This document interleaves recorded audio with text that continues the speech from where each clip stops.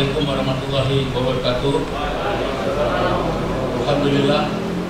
Alhamdulillahilladzi an'ama alaina bi ni'matil iman wal islam.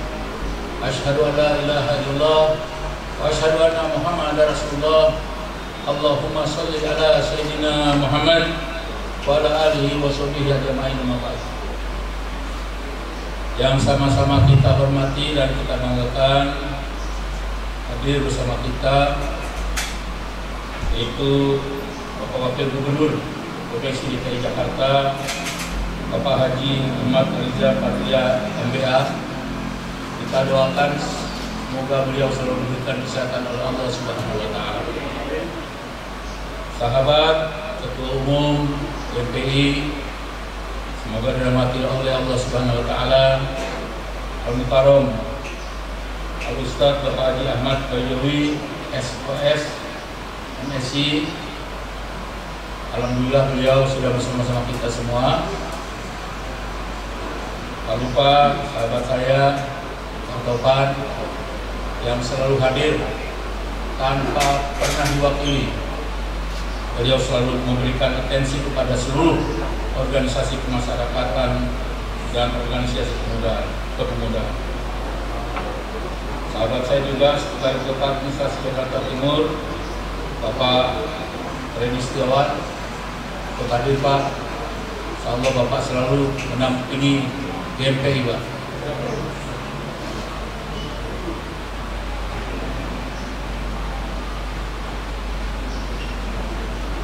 Sahabat Bobi selaku Ketua DPW GMPI yang hampir saja didimensional hari ini, karena tadi sudah menyatakan mengundurkan diri, sangat terhormat, luar biasa.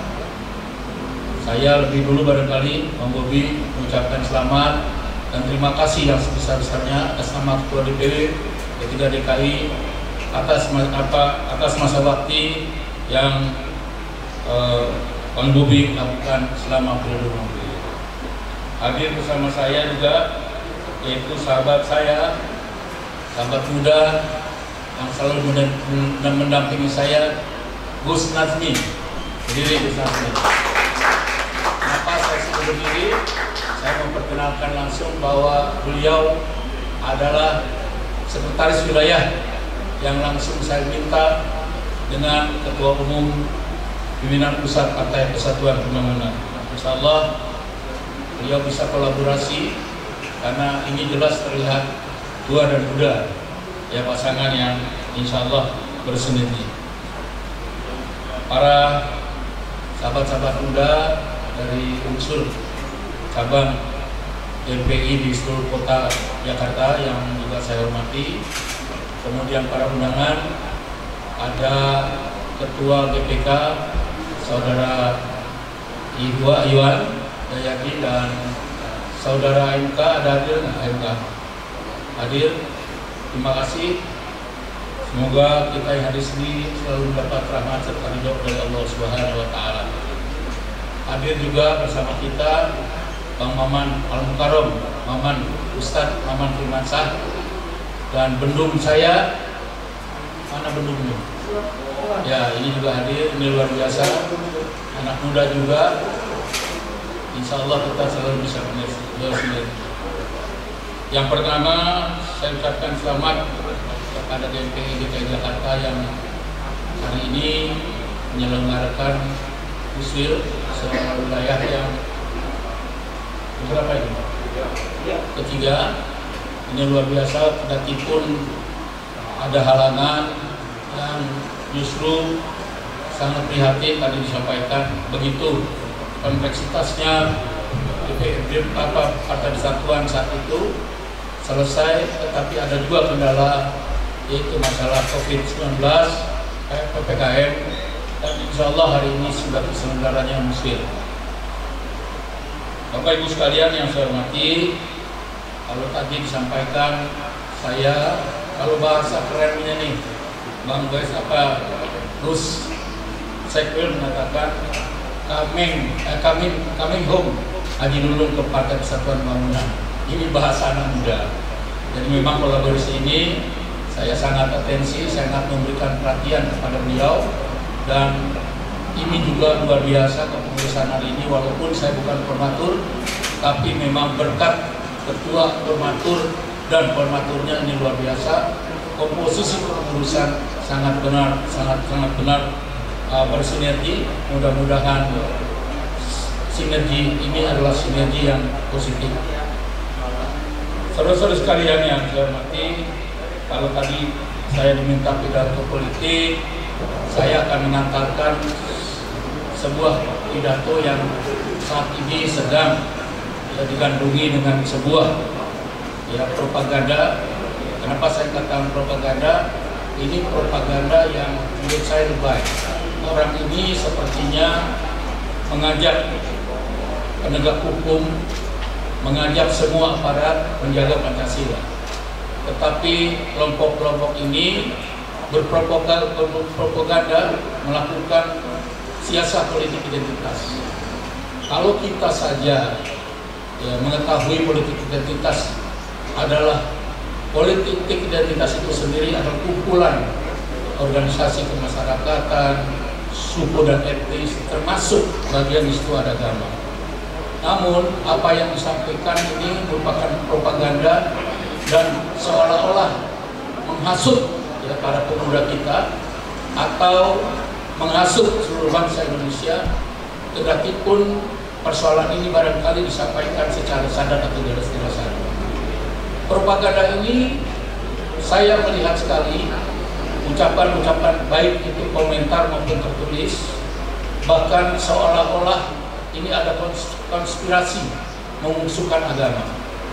Artinya kalau sudah memusuhkan agama, ini pemuda GMPI harus sama-sama memberikan perhatian khusus. Karena apa yang saya katakan, saya mempunyai catatan sedikit barangkali kepada teman-teman.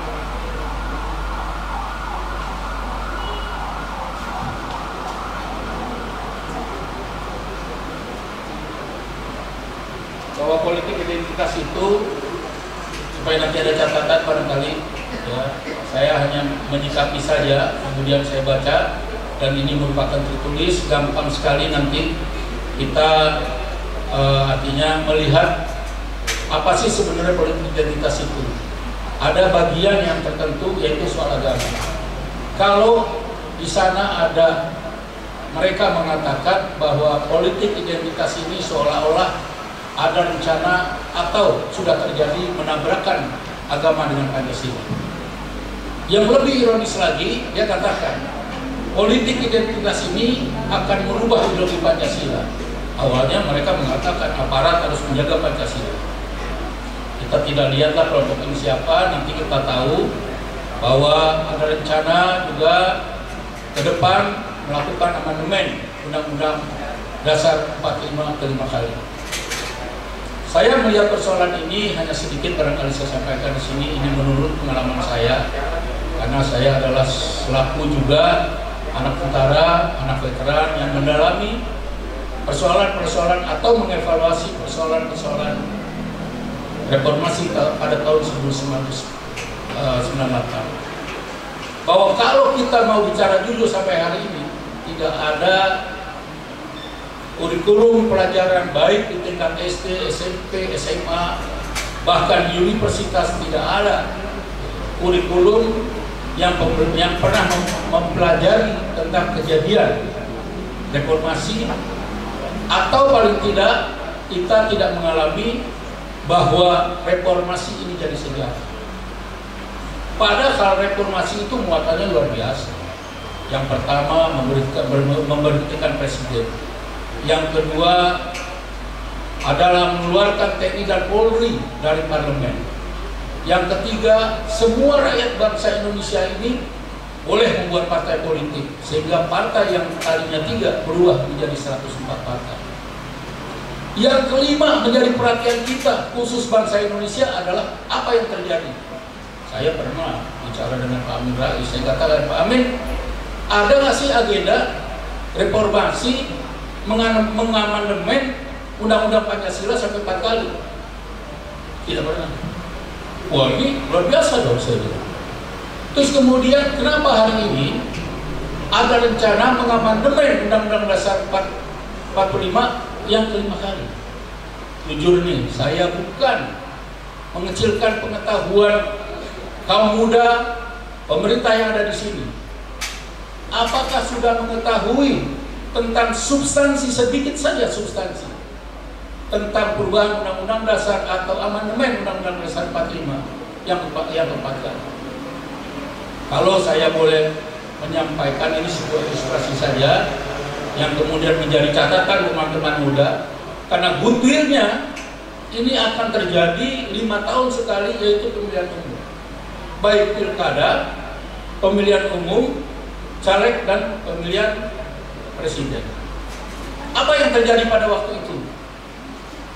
Kalau kita sampai hari ini tidak mengerti perubahan Undang-Undang Dasar yang sedikit saja substansinya, ada di 2 bab sebenarnya. Tentang apa? Tentang persoalan pemilihan presiden. Tentang apa lagi? Tentang hak-haknya warga negara. Kita bicara sedikit ini soal naskah lamanya saja. Naskah lama di bab 3 tentang presiden dulu mengatakan presiden adalah bangsa Indonesia asli. Sebutannya presiden. Sekarang berubah sebutannya, amandemen pertama, kedua, ketiga, keempat berubah. Sebutan presiden menjadi presiden dan wakil presiden adalah warga negara Indonesia sejak kelahirannya dan tidak pernah menerima warga negara lain atas kehendak sendirinya, serta berbadan sehat jasmani dan rohani. Dipertegas oleh bab lain, bab 10A tentang hak asasi manusia. Disampaikan di situ, ya, di pasal 28 bukit ketiga disampaikan di situ bahwa setiap warga negara mempunyai hak yang sama di dalam pemerintahan. Selesai. Presiden adalah bangsa Indonesia asli, berubah menjadi presiden dan wakil presiden adalah warga negara Indonesia sejak kelahirannya. Artinya warga negara lain, siapapun dia, dari Amerika, dari Jepang, dari Rusia, kalau secara kebetulan mereka bertugas di sini, entah di perusahaan, entah juga jadi perwakilan negaranya, suami istri, istrinya mengandung 7 bulan, baru 2 bulan, mereka melahirkan seorang anak, kemudian anak tersebut masuk warga negara Indonesia, dia boleh menjadi presiden dan wakil presiden tanpa suku, bangsa, dan agama. Makanya dipertegas di bab lain, setiap warga negara punya hak sama dalam kepemerintahan. Selesai berarti. Jangan ribut soal pilkada. Kalau sekarang pemerintah tidak adil serta merta kepada rakyat, untuk apa sih 2.000 lebih triliun untuk belanja, untuk melakukan program-program infrastruktur, pendidikan, kesehatan, dan seterusnya? Saya orang yang mengkritisi di DPR ketika ada 4 pilar. 4 pilar tidak menyentuh pada persoalan amandemen Undang-Undang Dasar 45. Kasihlah tugas, Pak Wakil Gubernur, kasihlah tugas RT RW. RT RW itu bukan pengguna anggaran, tapi lewat lurah, kasihlah tugas bagaimana mensosialisasikan, mempresentasikan perubahan Undang-Undang Dasar yang keempat kali di Jakarta. Jadi paling tidak sedikit kita memberikan contoh kepada pemerintah pusat. Ini bahaya. Terus apa sekarang pekerjaan kita? Apakah ini pekerjaan rumah atau memang emergensi? Kita mau melakukan amandemen kelima. Untuk apa ini? Siapa yang punya kepentingan? Oligarki atau rakyat Indonesia? Siapa ini? Kita rakyat patut bertanya. Kalau cuma ada rencana mau memperpanjang masa bakti dari 2 periode sampai 3 periode, memangnya enggak lewat pemilu? Yakin menang? Yakin menang enggak? Kalau yakin menang, awasi. Ini ada indikasi kecurangan. Oleh karena itu, kalau kita sudah mengerti setiap warga negara punya hak sama dalam pemerintahan, goodwill-nya adalah di pilkada di pemilihan umum. Yuk sama-sama introspeksi, sama-sama mengevaluasi bagaimana sesungguhnya kita memberikan partisipasi kepada pemerintah. Yang pertama, jangan golput. Yang kedua, kata saya nih, jangan sampai ini. Karena kenapa saya boleh evaluasi hari ini? Saya pernah ditanya, Bang Haji dulu, nekat amat. Nekat kenapa? Orang benar kok saya katakan. Kalau ini keinginan rakyat Indonesia, reformasi jadi sejarah, Pak. Kenapa reformasi tidak jadi sejarah? Bahwa reformasi ini adalah agenda liberalisme, neoliberalisme, kapitalisme, sekularisme, terakhir boncengnya, ngebonceng tuh, komunis. Ya, kapitalisme merajalela sekarang. Liberalisme merajalela sekarang. Komunis, Anda tahu semua. Artinya nanti di ujungnya adalah goodwill-nya adalah pemilihan umum. Jangan golput yang pertama. Yang kedua, arahkan keluarga kita, anak istri kita, arahkan yang paling baik. Ini pidato politiknya boleh terlalu lama, Pak Gubernur, karena ini biasanya saya sejam 2 jam ini. Itu saja barangkali. Kalau tadi saya katakan, saya pernah dikritik, Bang Haji, gila banget katanya, bahwa agenda reformasi ini bukan rakyat Indonesia. Bukan. Kalau rakyat Indonesia jadi sejarah ini. Bahkan tidak ada pendidikan di kurikulum semua tingkatan di Indonesia ini. Itu saja yang jadi catatan.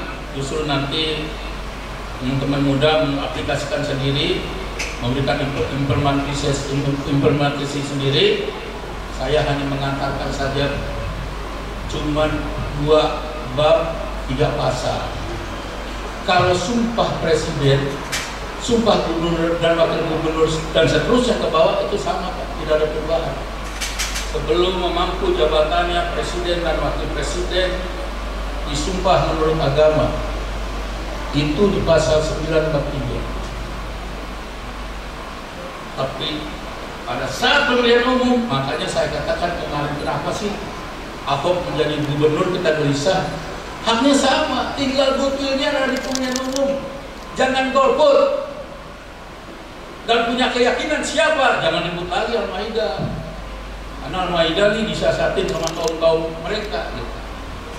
Nah, saya pesan lebih penting, yang lebih penting adalah kita sebagai partai Islam, GMPI adalah sebagai underbu dari Partai Persatuan Pembangunan, 1. Ciptakan terus rasa persatuan dan kesatuan. 2, kita tahu di Undang-Undang Dasar 45 bahwa setiap warga negara juga berhak memeluk agama sesuai dengan keyakinan dan kepercayaan masing-masing. Oleh karena itu, kita harus sanggup menjaga persatuan, memelihara kerukunan umat beragama. Bahwa memelihara kerukunan umat beragama adalah cermin kebangsaan yang menghormati dan menghargai kebenekaan bangsa Indonesia. Itu saja barangkali dari saya supaya ada catatan kecil yang bisa diimplementasikan. Wassalamualaikum warahmatullahi wabarakatuh.